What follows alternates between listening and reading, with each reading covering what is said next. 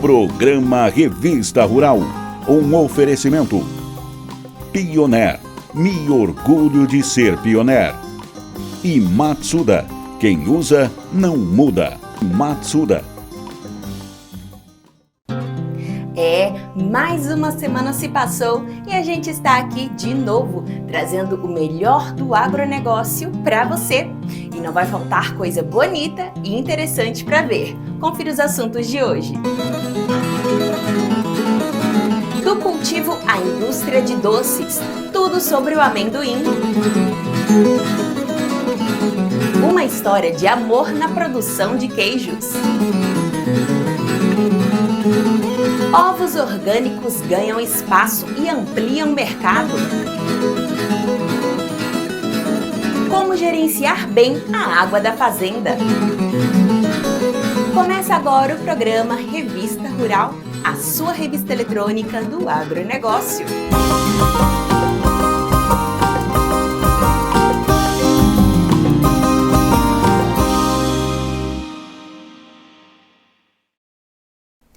Antes de chamar a primeira reportagem, eu queria te pedir uma coisa, tá? Já clica no joinha, se inscreva no canal e mande uma mensagem aqui nos comentários. Isso ajuda a gente a fazer um programa cada vez melhor para você. Já clicou? Então vamos lá!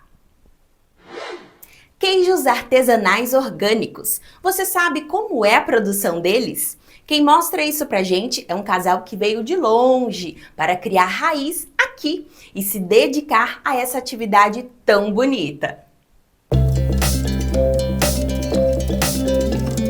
Um amor enorme pelo que faz e o desejo de levar seu conhecimento a outros cantos do mundo. Essa foi a inspiração do casal Piero e Patrizia Alberti, que deixaram a Itália para produzir queijos especiais aqui no Brasil. A gente está aqui no Brasil desde 2014 e estamos aqui porque fomos procurados de vir aqui, porque na Itália a gente faz 34 anos que estamos produzindo de forma orgânica. Estamos produzindo mais de 10 tipos, 12 tipos de queijos por aí. E a produção, então a gente está processando em torno de 400, 500 litros de leite por dia. Mas o queijo produzido por eles não é qualquer queijo, não. Dentro dos preceitos de produção orgânica que eles já adotavam no velho continente, o casal chegou a um produto diferenciado, mas que, segundo eles, não tem nenhum grande segredo.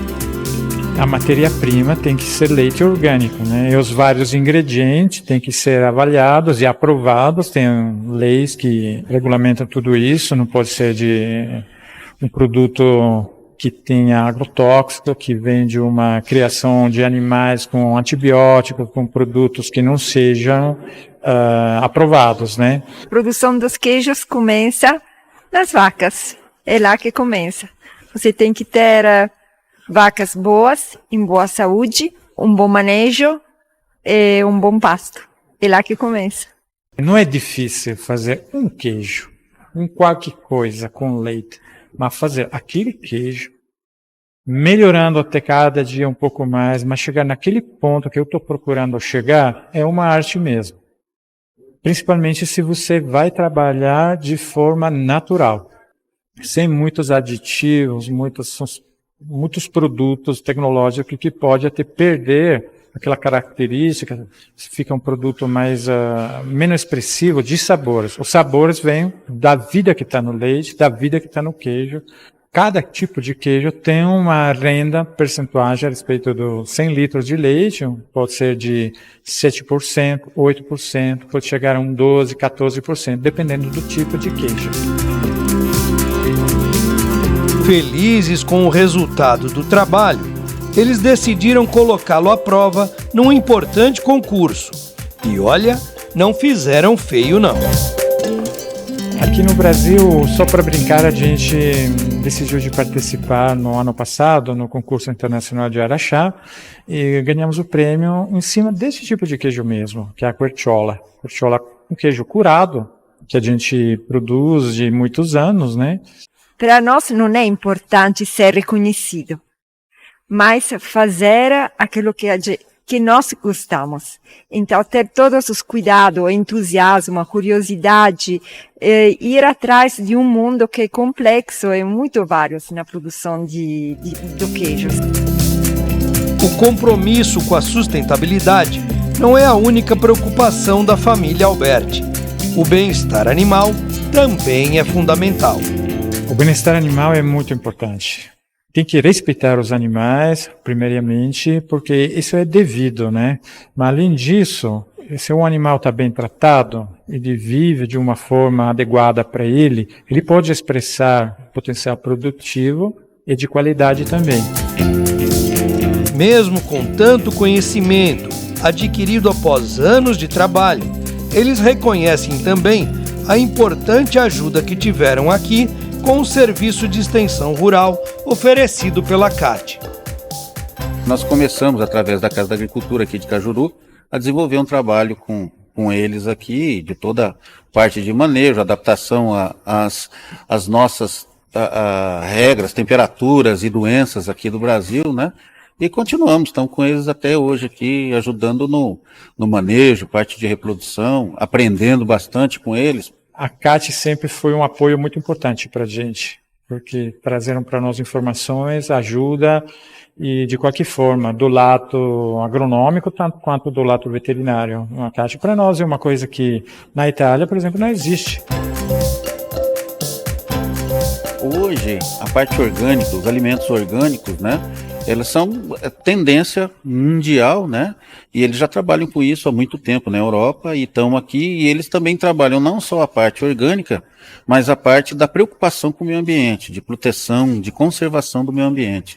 E isso junto é uma diferença muito grande em termos de produto bem feito.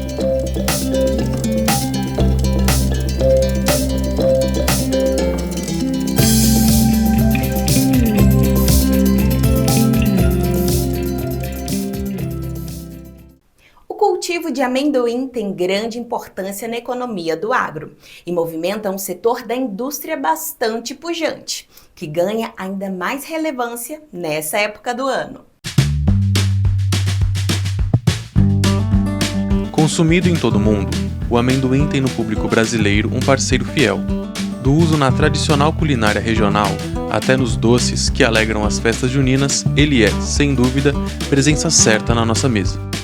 Mas não pense que o Brasil é um grande consumidor mundial. Ao contrário, o consumo médio nos países da Europa e Ásia, por exemplo, são bem maiores que o nosso. Embora pareça que há muitas ocasiões ao longo do ano, o brasileiro consome em média 1 kg de amendoim por ano, enquanto a média global supera os 6 quilos. Países como a China, que tem mais repertório culinário de dia a dia envolvendo amendoim, chega a passar de 12 quilos por pessoa por ano. Isso, porém, não reduz o potencial de crescimento da cultura no país, que tem muito ainda para se expandir.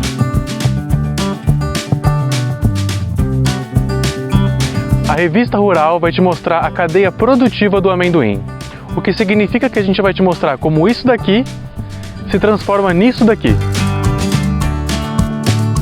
Paulo César, produtor de cana e amendoim na cidade de Dumont, próximo a Ribeirão Preto, é um dos que apostam firme na cultura da oleaginosa.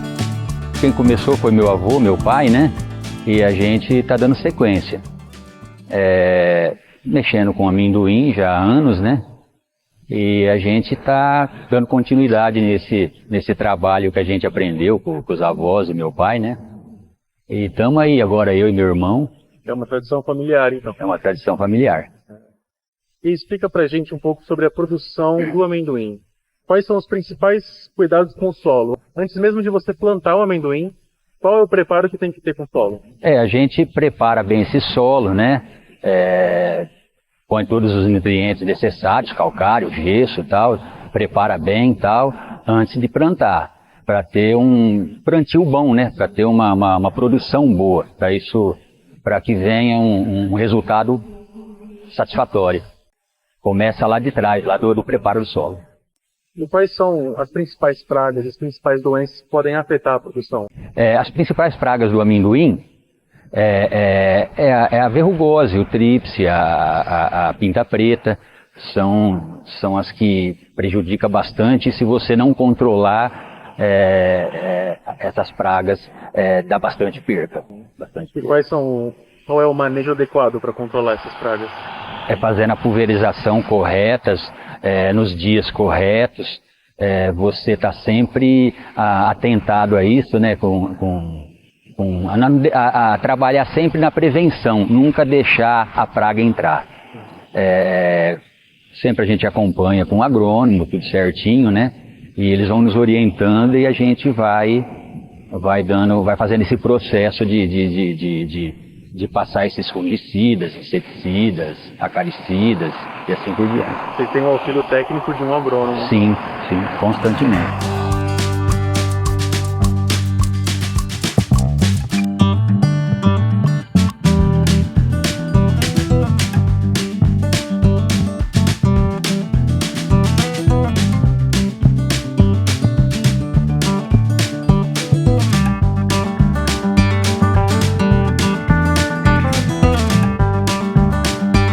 Amendoim colhido, ele segue para uma empresa de beneficiamento, onde passa por um longo processo antes de estar apto a atender a indústria alimentícia. A Terra Nuts hoje é uma das maiores unidades de recepção de amendoim do Brasil. A gente tem bastante amendoim aqui no estado de São Paulo, né, que a gente recebe. Recebemos também do Mato Grosso e Minas Gerais. Esse amendoim ele vem aqui para a nossa unidade, né, então a gente tem um processo rigoroso aqui no nosso recebimento de controle de qualidade, né? Todos os caminhões são amostrados, analisados e segregados por qualidade. Esse produto passa posteriormente por um processo de secagem, depois ele passa por um processo de pré-limpeza e armazenamento. E o foco total da Terra Nuts é a produção de amendoim de alta qualidade, né? Então a matéria-prima, né, que a gente recebe entre fevereiro até meados de maio, né, durante a safra do amendoim, ela é tratada com muito cuidado, com muito carinho aqui na Terra Nuts. Fora desse período, a Terra Nuts ainda trabalha, ainda está ativa? Sim, estamos ativos durante todo o ano, né? É que nesse período sazonal de safra, né, nós recebemos toda a matéria-prima que a gente processa ao longo do ano safra, né? Então todo o amendoim ele é armazenado, em amendoim em casca ainda, né, que é a nossa matéria-prima, e ao longo do ano a gente vai fazendo o processo de beneficiamento, que é a produção do grão, né, por tamanho, por diferentes tamanhos, por diferentes classificações de qualidade, né, com foco em atender aí os nossos clientes plenamente. Com relação à capacidade produtiva, né, hoje nós recebemos algo em torno, temos capacidade para recebimento de algo em torno de 120 mil sacas dia de amendoim em casca, sacas de 25 quilos, né, isso olhando o nosso período de safra. A parte de processamento, a gente tem capacidade para processar algo em torno de 500 toneladas por dia de amendoim em casca, né? Então tudo isso aí reflete o tamanho, né, a grandeza da Terra Nuts perante o cenário de amendoim nacional, né? A Terra Nuts foi criada por uma gigante do mercado nacional, a Santa Helena, padronizando o processo de beneficiamento do produto e garantindo qualidade constante da matéria-prima. Por lá, passam toneladas e mais toneladas de amendoim todos os dias. A Terra Nuts ela surgiu, né, como uma empresa para atender, né, a Santa Helena indústria de alimentos, né, onde a Santa Helena é uma indústria com derivados à base de amendoim, onde em todos os anos da sua existência trabalhou-se fortemente, né, para trabalhar tanto a questão de qualidade da matéria-prima e atender, né, o crescimento esperado da Santa Helena. Em 2015, ela passou de ser de uma filial para uma unidade de negócio independente, né, atendendo tanto a Santa Helena no mercado interno como exclusivo e também no mercado de exportação. Qual que é o papel da Terra Nuts na cadeia produtiva do amendoim? O nosso objetivo é fomentar a cultura de amendoim, né, para todas as regiões do Brasil, sempre prevalecendo, né, o relacionamento com os produtores e a qualidade da matéria-prima. Quanto que representa o mercado externo da Terra Nuts? Quanto vocês exportam? Hoje a Terra Nuts é uma das maiores cerealistas, né, do Brasil. Hoje praticamente o mercado de exportação representa 50% do nosso faturamento. Ainda tem potencial de crescimento a exportação de amendoim no Brasil? Sim, nos últimos 10 anos, né, a cultura do amendoim cresceu muito no Brasil. estimulados pelo mercado externo, e a gente acredita que temos ainda potenciais da gente adquirir esse mercado. E o mercado interno ainda tem perspectiva de crescimento? Vejo que sim, né? Acho que todos os movimentos, né, que associações, Câmara Setorial da Cultura, isso nos ajuda a estimular, né, outras ocasiões de consumo para aumentar o consumo interno hoje no Brasil.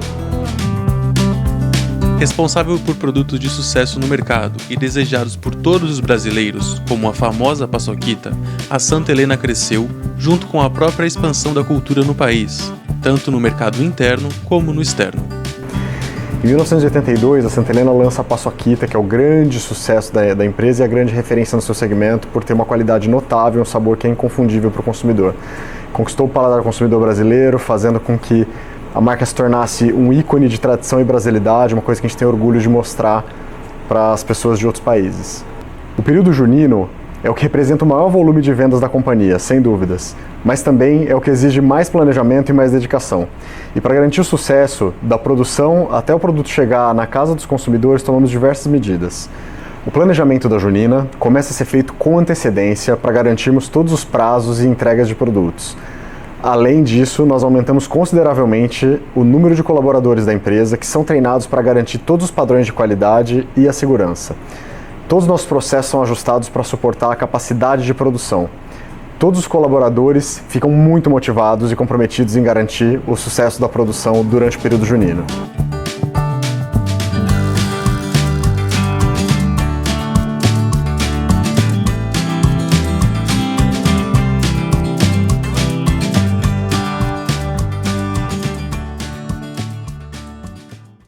Gostou dessa reportagem? Então não deixe de fazer o seu comentário aqui abaixo.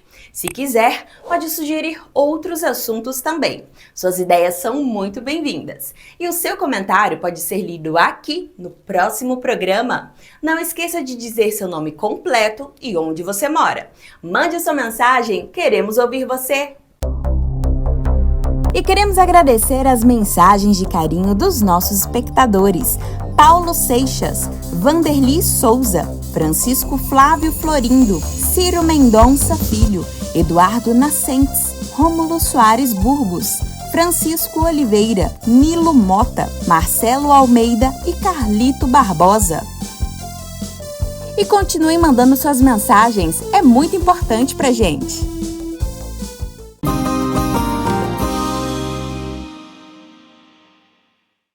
No coração do agronegócio, a inovação floresce e as oportunidades se multiplicam. Tecnoshow Comigo 2024, de 8 a 12 de abril em Rio Verde, Goiás. Explore soluções inovadoras que fazem do agro brasileiro o mais importante do mundo. Palestras, pesquisas, experimentos, dinâmicas, tecnologia e muito mais. Acesse tecnoshowcomigo.com.br. Realização Comigo.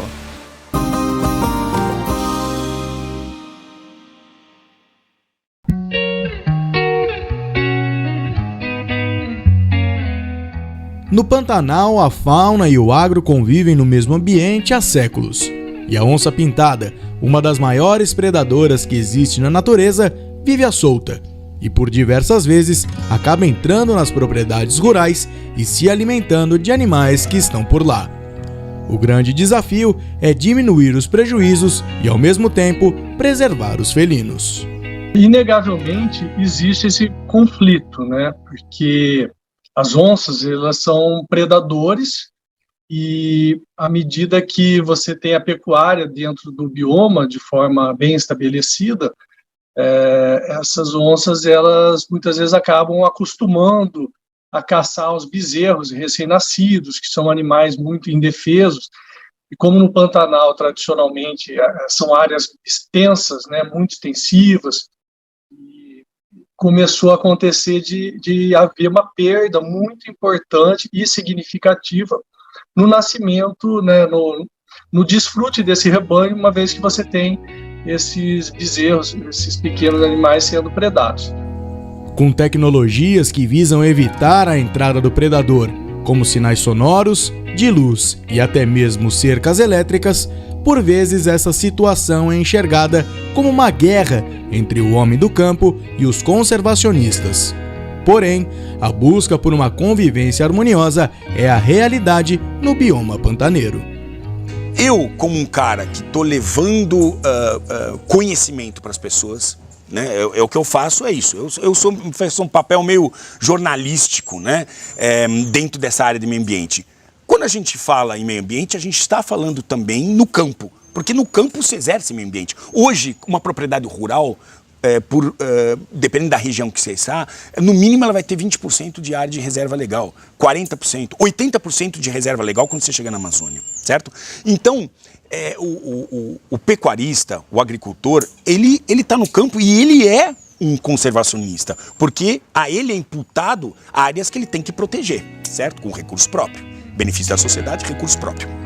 Por conta da falta de comunicação entre as partes, alguns pecuaristas são vistos como vilões da história.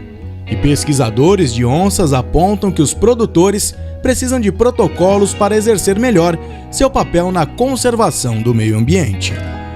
Como é que a ciência pode orientar novas políticas, porque é a ciência que tem que fazer isso, se a gente não chama na mesa o principal protagonista dessa história? Porque a onça pintada, para sair da reserva, que frequenta a reserva legal da fazenda e frequenta o campo.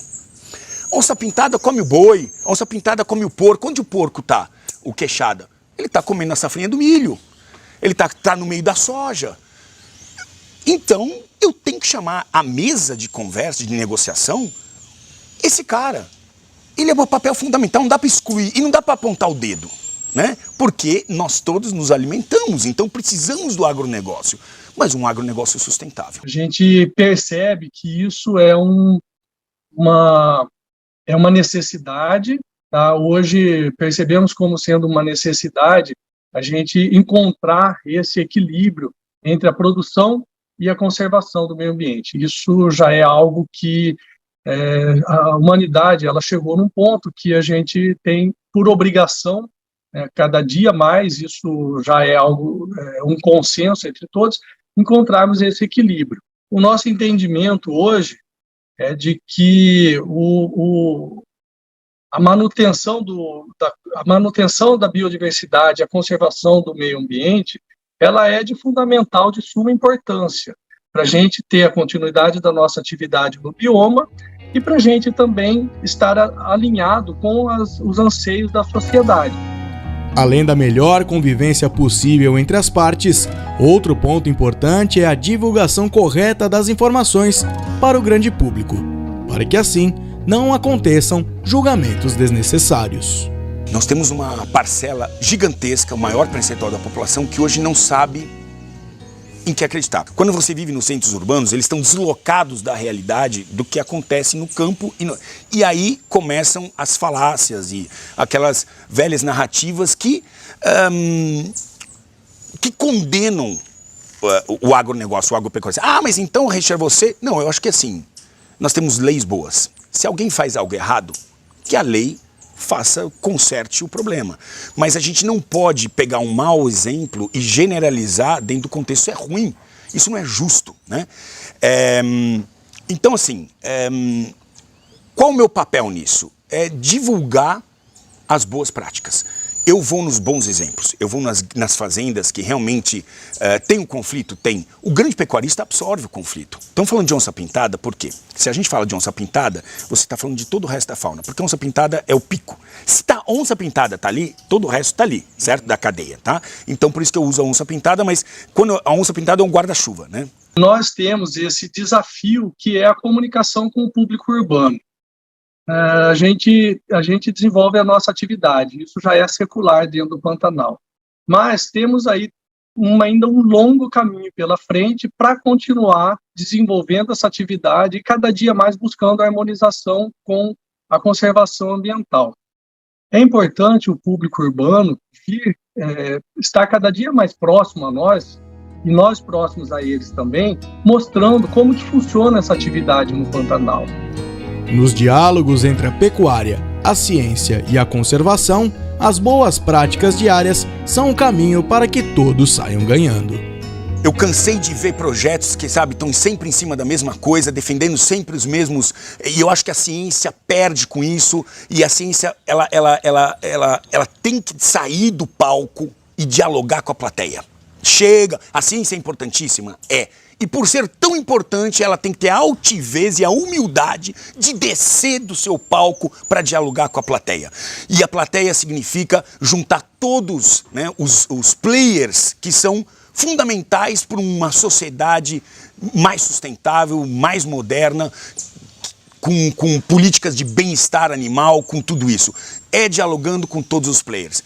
É hipocrisia e é estupidez você jogar fora o agronegócio e apontar o dedo.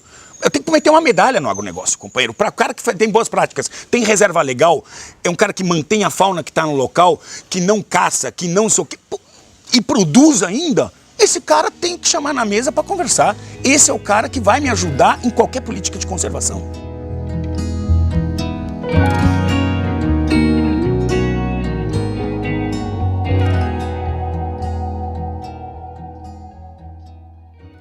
Hoje a gente vai falar um pouco sobre os cuidados do cultivo de agrião, essa verdinha picante que dá um toque especial a qualquer salada.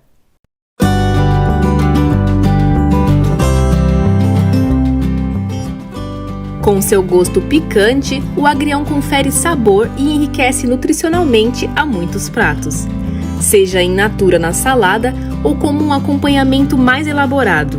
Devido à sua versatilidade, o agrião pode ser produzido tanto no solo, como também através da hidroponia. Agrião é plantado praticamente em cinturão verde, né?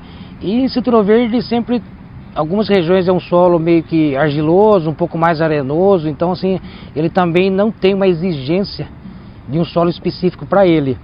E é uma cultura que pode ser plantada no solo, até em sistema de hidroponia também. Sua versatilidade vai além da forma de cultivo e favorece a produtividade o ano todo em diferentes regiões. Mas manejar bem a irrigação garantirá a sanidade ao vegetal. Colhe o ano todo, uma média de ciclo para ele ficar pronto é uma média de aí, vai variar um pouquinho de região, mas de 45 até os 55 dias é quando ele chega aí na fase que ele está pronto para ser consumido e ser comercializado. O agrião plantado, vamos falar, na hidroponia, então ele vai estar recebendo soluções, irrigação diariamente, né, todo dia. Aqui no solo é manter o solo úmido, não encharcado, né? Manter o solo úmido, que ele vai manter ali a qualidade de folha. Quando encharca demais, acaba dando mais porta de entrada para doenças, acaba manchando mais as suas folhinhas que está mais... as folhinhas mais baixas dele, que fica mais em contato com o solo, então acaba danificando e perdendo a qualidade dele, né? O inseto conhecido como vaquinha é um dos principais parasitas que prejudica a cultura por se alimentar das folhas e dos brotos. Cada um no seu manejo, né? Tem produtores que usam produtos alternativos no controle de vaquinhas, de moscas, como até produtos químicos também, né? Quem produz convencional. E de solo, algum fungo de solo que o pessoal às vezes faz um tratamento na semente, ou quando ele for transplantar, ele faz uma vacina naquela mudinha, transplanta, que vai segurar a doença aí nos seus primeiros 30, 40 dias. Na hora de comprar, os consumidores escolhem hortaliças com aparência fresca, coloração bem verde e sem folhas furadas ou amareladas. Pensando nisso, os materiais híbridos são projetados para conferir resistência e vigor, atendendo aos padrões de mercado. É um produto vendido aí em feiras, em supermercados, naquele saquinho, né, naquelas bolsas, igual alface, igual cebolinha.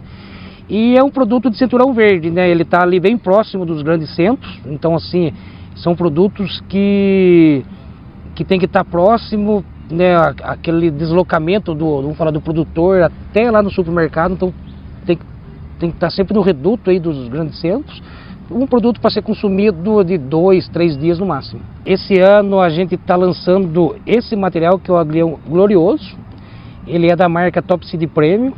O destaque desse agrião, ele começa se destacando aí pela coloração dele, ele é o agrião tipo francês folha larga, e o nome comercial dele é o Glorioso. Ele começa se destacando por essa coloração mais escura, ele tem um verde mais brilhante, né? Ele tem os talos deles mais eretos, eles não ficam tão em contato com a terra, com o chão. Quando ele está no chão, ele acaba tendo uma sanidade melhor. Quando ele está na hidroponia, ele não fica aquelas plantas caindo e quebrando, né? E em relação aos demais materiais, ele também tem uma tolerância maior para o pendoamento, né? Ele aguenta aí média de 7 até 10 dias a mais que os outros materiais sem pendoar.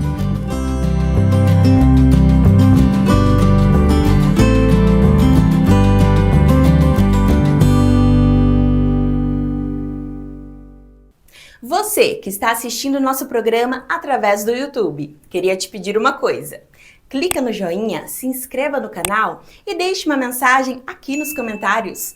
Isso nos ajuda muito a produzir um programa cada vez melhor e mais interessante. Tudo especialmente para você.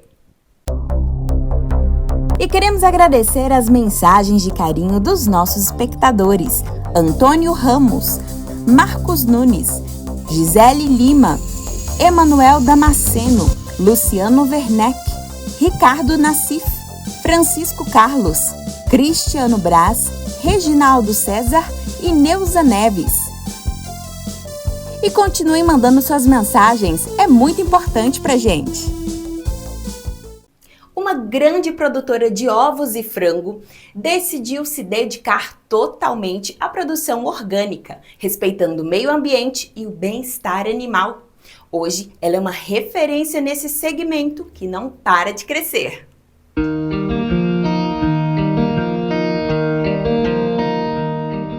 Sendo uma opção diferenciada para o consumidor, a produção de ovo e de frango natural ou orgânico tem números que chamam a atenção do mercado.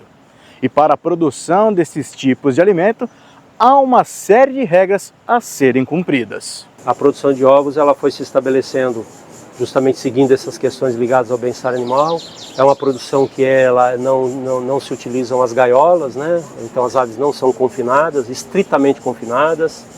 Elas têm acesso às áreas externas quando isso, à medida em que isso é permitido, né? Porque hoje todo mundo está no contexto da emergência sanitária em função da influenza aviária. Então as aves elas estão soltas, porém no ambiente do galpão, né? E tudo isso vem sendo desenvolvido dentro dessa perspectiva. Juntas, as empresas de ovos orgânicos no Brasil hoje produzem cerca de 400 mil unidades por dia, um número considerado representativo para o setor. Vocês aqui têm produtores parceiros, né? Como que funciona esse relacionamento? Ele é uma relação, é um processo de integração, né, que a gente chama, onde os produtores têm um contrato, no qual eles têm lá, né, os critérios, o treinamento, o desenvolvimento, a conscientização, né, e eles têm um contrato com a gente, de tal forma que o ovo que é produzido, quer dizer, a ração, toda a parte nutricional, de assistência técnica é nossa, os animais também, né, quer dizer, são colocados, são recriados e levados ao produtor. E ele, através da sua produção, da sua eficiência produtiva, ele tem uma remuneração a partir dessa produção.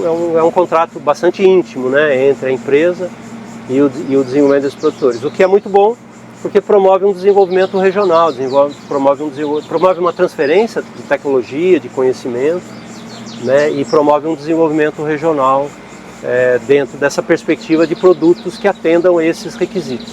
Vocês trabalham só com ovo vermelho, né? Só trabalhamos com ovo vermelho. Tem um porquê? Não, é uma questão do consumidor mesmo, né? Ele reconhece, não teria problema nenhum em trabalhar com ovo branco. A galinha tem uma resposta igual, né? Mas o consumidor ele relaciona o ovo branco a um ovo que eles chamam de ovo de granja, né? Um ovo industrial. Então essa é a dificuldade, né? Mas do ponto de vista de qualidade, não teria nenhuma. A gente já chegou a ter um pouco de ovo branco na linha, né? Mas havia essa certa rejeição por parte dos consumidores. Na linha de frangos, tanto na criação quanto no abate, o bem-estar é uma regra de ouro a ser seguida, para garantir um produto final de boa procedência. Isso tudo já vem sendo institucionalizado. A questão do abate dos frangos, os requisitos já são requisitos oficiais, né? Então, aquilo que vocês viram, as separações, as condições daquele ambiente, a descarga, né, o descarregamento dos animais, a pendura dos animais, ela já tem um padrão que já é oficializado perante o Ministério da Agricultura. E as empresas que estão certificadas ou, né, inspecionadas pelos serviços oficiais de inspeção, elas vão ter esses requisitos já instalados. Questão de crescimento desse mercado, né? Seja em abrangência, seja na questão de custos para o consumidor. Como que está isso? O que vocês projetam de futuro? É interessante, está crescendo, né? Não só no Brasil, no mundo todo. Obviamente alguns países, inclusive, vêm promovendo estímulos mais significativos, né, nesses crescimentos desses tipos de produção, mas tendo um crescimento expressivo, um crescimento importante, né, que vem cada vez mais tomando parcelas importantes da população, dos consumidores, da sociedade, atentas, preocupadas, né, com essas questões ligadas a como os alimentos, como está sendo produzido, a relação disso com o meio ambiente, a relação disso com o bem-estar animal, a relação disso com a saúde, né? A pandemia trouxe uma preocupação grande nesse sentido da relação do alimento com a saúde. As pessoas começaram a falar sobre sistema imunológico, não é assim? Então isso tudo obviamente criou um ambiente até mais propício para que esse modelo de desenvolvimento, para que esse modelo produtivo se desenvolva. Nós estamos trabalhando dentro dessa perspectiva desse ano, né, de recuperando uma série de questões internas, né? A pandemia trouxe também impactos muito significativos, estamos nesse processo de reestruturação e de readequação de uma série de estratégias, e a partir do ano que vem a gente tem já algumas estratégias para promover um crescimento maior. Principalmente assim, o nosso objetivo é atender o interesse, né, da sociedade, atender um segmento crescente de pessoas que estão buscando esse tipo de alimento. Essa questão global, hoje, como que o Brasil está sendo avaliado pelo mundo na hora que se fala de ovos, de frangos naturais e orgânicos? Bom, em questão de ovos e frango principalmente, o Brasil é um dos grandes produtores e o maior exportador, né? Então, obviamente, ele tem uma relevância tanto comercial quanto de estratégias que se relacionem com esse ambiente, né? Então, o Brasil, né, e a gente é muito considerado, claro, em todo o aspecto agroindustrial, né, agropecuário, pela pujança, pelo potencial que o país tem, naturalmente tem, e que vem desenvolvendo tecnologias e tudo mais. No contexto orgânico, eu diria, no contexto dessas produções diferenciadas e aquelas que são certificadas como orgânicas, que quando a gente fala orgânico, nós estamos falando de mecanismos que são oficiais, né? Quer dizer, a legislação brasileira que define aquilo que é um alimento, um produto orgânico, né?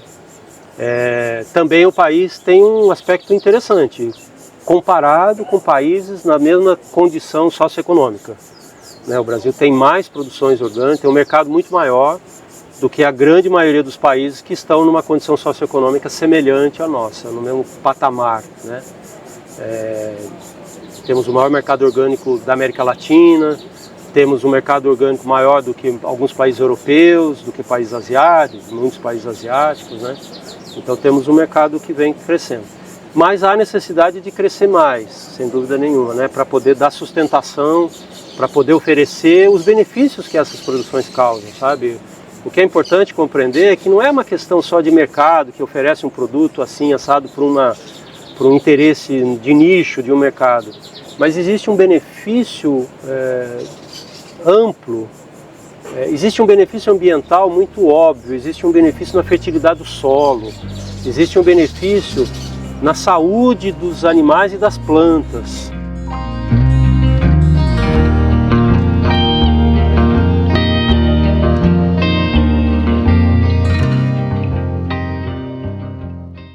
Água é vida, água é tudo. Água é uma coisa que nunca pode faltar na fazenda. Assim, ter uma boa gestão dos recursos hídricos é fundamental para o sucesso da atividade. No agronegócio, as boas práticas são conceitos importantes. Temos, por exemplo, boas práticas agrícolas, boas práticas de gestão ou então de sustentabilidade. Para a pecuária, as boas práticas hídricas ajudam a fazenda a ter mais eficiência no dia a dia. Quando a gente pensa no programa de boas práticas hídricas em produção animal, a primeira coisa que nós temos que fazer é conhecer como nós estamos utilizando a água. Não tem como a gente manejar o que a gente não conhece. Infelizmente ainda não é comum nas propriedades rurais nós termos hidrômetros instalados para medir o consumo de água, né? O hidrômetro é um equipamento simples, aquele reloginho muito comum nas cidades brasileiras, mas não tão comum no meio rural. Então um grande desafio é começar a tornar a presença desse equipamento mais comum. Esse equipamento que vocês estão vendo aqui é um hidrômetro que mede pequenas vazões, como vocês estão vendo um cano aqui de pequena vazão, que tem um custo aproximado de R$ 120 a R$ 150. Então é um equipamento totalmente acessível ao produtor. A partir desse conhecimento, o produtor sabe se está sendo mais ou menos eficiente no uso da água. Se estiver sendo menos, a adoção de boas práticas deve acontecer para melhorar a eficiência. Uma propriedade que não tem um sistema de medição instalado, a gente pode ir na literatura buscar informação, né? E se o produtor passar informações produtivas tipo sistema de produção, tipo de alimentação dos animais, forma de lavagem das instalações e equipamentos, tudo isso são informações importantes. Se aquela propriedade não existe o sistema de medição, a gente tem uma ideia de quanto está sendo consumido. Mas sempre vai ser um dado que não é o dado exato daquela propriedade. Então a situação ideal é ele ter o hidrômetro.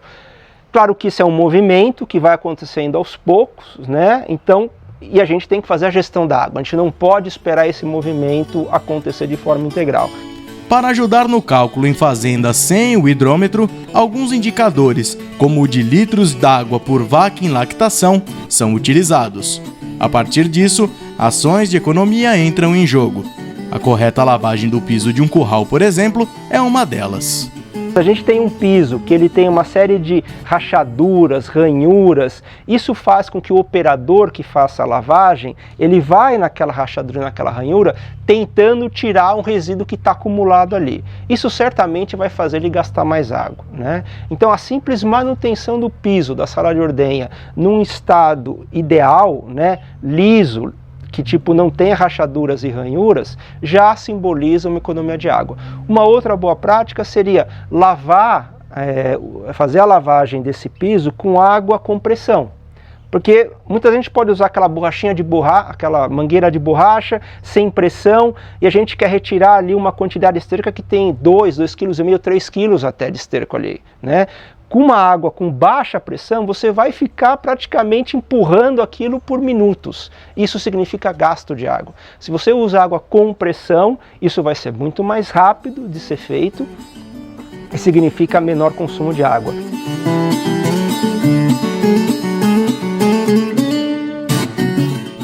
O uso de bebedouros também tem importância na eficiência hídrica, já que é responsável por fornecer água em quantidade e qualidade para os animais. Para a gente ter certeza que nós estamos fornecendo a quantidade correta, o primeiro passo já é o bom dimensionamento desse bebedouro. Quantos animais vão estar acessando esse bebedouro, então ele tem que ter o tamanho ideal, né, e reservar o volume ideal para que todos esses animais possam acessar o bebedouro sem desconforto, sem brigas entre eles, né? Porque em qualquer rebanho leiteiro existe uma hierarquia social, existem animais dominantes e dominados, e por exemplo, se a gente coloca um bebedouro que restringe o acesso, o animal dominado não vai chegar ao bebedouro porque o animal dominante vai cercar esse bebedouro. Vacas que têm média de 20 litros de leite por dia bebem 65 litros de água. No pico de lactação, se ela chegar a 40 litros de leite, pode beber até 120 litros de água por dia. Isso mostra a relação direta que há entre água em quantidade e qualidade e produção de leite em quantidade e qualidade. O bebedouro ele tem diversos materiais, aqui vocês estão vendo um bebedouro de borracha, mas a gente que roda propriedades leiteiras, você vai vir desde antigamente aquela velha banheira, que virou um bebedouro e que ainda existe, é eficiente, E existem bebedouros que você pode comprar, como esse, bebedouros de metais, de plástico. Não existe o melhor é aquele que oferta água em quantidade e qualidade. Por ser um sistema exposto a fatores como chuva, sol e folhas de árvores, a manutenção dos bebedouros é uma boa prática necessária. O recomendável é que isso seja feito no mínimo 2 vezes por semana. É claro que isso vai ter que entrar na rotina de uma propriedade. Uma propriedade que tem mais oferta de mão de obra é mais fácil acontecer. Uma propriedade que é mais limitada, isso é mais difícil. Mas o bebedouro tem que ser limpo. É obrigatório isso, porque isso é garantia de oferta de água com qualidade. Para evitar que falte água, principalmente no período da seca, o produtor tem que ter algum plano B na manga. Uma dessas opções é o sistema de cisterna. Aqui, ó, a chuva vai cair nesta calha e ela vai trazer a água diretamente para os canos. Esse cano corre e chega aqui até a cisterna. Essa cisterna tem capacidade de 10 mil litros de água. Existem vários tipos de cisternas, né, que o produtor pode adquirir. Desde cisternas como caixa d'água, cisternas que são escavadas, que daí você escava o solo, aplica uma lona para impermeabilizar. Quando você escava, ela pode ser coberta ou não coberta, depende do uso que você vai fazer dessa água. Existem cisternas também que são balões, que você enche de água e deixa ele na superfície do solo. Então não existe um modelo ideal. Existe aquele que mais se adequa à condição da propriedade, à situação financeira do produtor. Por ser uma fonte alternativa, ela oferece diferentes tipos de uso aos pecuaristas. Nós temos basicamente usos nobres, que seria consumo humano, consumo animal. Quando a gente fala em atividade leiteira, também um uso nobre é a lavagem do tanque de leite, porque ali vai ter contato com o produto, né? E usos não nobres, como é a lavagem de piso, uma irrigação, uma lavagem de um balde, né? Ou coisas semelhantes. Se o produtor desejar dar uso nobre à água da cisterna, obrigatoriamente ele tem que avaliar a qualidade para ver se está devidamente adequada. Existe um padrão de qualidade de consumo de água animal, existe um padrão de qualidade de consumo de água humano. Então, se eu avalio a qualidade e a cisterna se mostra apta àquele uso, tudo bem, eu posso usar. Se ela não se mostra apta àquele uso, eu vou ter que fazer algum tipo de tratamento para adequar aquele uso. Em termos ambientais, a cisterna é sempre bem-vinda, mesmo numa propriedade com oferta hídrica, devido à substituição de parte da água captada. Já economicamente falando, cada produtor deve avaliar sua situação e possibilidade de investimento. Muitas vezes, numa propriedade onde existe abundância hídrica, se a gente fizer a conta na ponta do lápis, talvez a cisterna não se torne viável. Né? Porque eu não tenho escassez hídrica, eu tenho muita oferta de água na minha propriedade. Então ela é muito mais, em termos de viabilidade econômica, ela se mostra muito mais viável para propriedades onde eu já tenho um problema de falta de água e que esse problema de falta de água me leva a comprar água. Né? Então hoje, se a gente pegar uma realidade muito recente do país, o sul, né, do Brasil, que está agora saindo de uma seca muito extrema e que foi muito comum lá durante esse período, produtores comprando caminhões-pipa para dessedentar os animais. Os animais iam morrer, né, de sede. Isso tem um custo muito alto, comprar essa água. Então, num ambiente desse, a cisterna se torna viável economicamente. Você paga a cisterna de forma muito rápida. Além de tudo isso, como nada na vida é para sempre, uma propriedade que hoje tem água em abundância, em algum momento futuro, pode sofrer com a escassez. Com água na cisterna, o pecuarista tem mais segurança para o seu trabalho.